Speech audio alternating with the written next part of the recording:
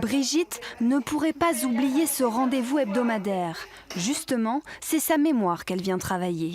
Moi je lis Brigitte, sel, sel. le gros sel et le grain de sel. Exact.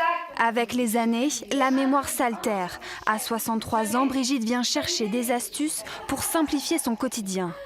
Quand on n'est plus au niveau du travail, dans la vie professionnelle, on se disperse un peu et on perd cette concentration qui est très importante.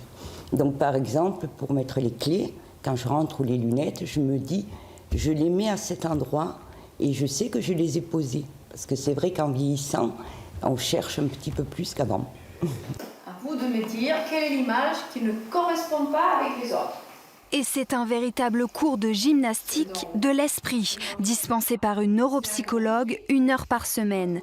Les bienfaits de cet atelier se constatent dans la vie de tous les jours. Des fois, ce n'est pas un problème de mémoire, mais c'est un problème d'attention et de concentration. Et tous les exercices que nous faisons ici sont importants aussi pour la prévention des chutes à leur âge. Parce que quand ils marchent, des fois, ils ne sont pas concentrés. Depuis 5 ans, les inscriptions se multiplient à Juvignac. Plus qu'un apprentissage, c'est aussi un moment de partage que la trentaine d'adhérents vient chercher. Ça se passe dans la bonne humeur. On ne cherche pas la compétition, on peut se tromper. On est accepté dans toute sa nullité quand on ne sait pas répondre ou qu'on ne répond à côté. Donc ça change de l'école. Hein.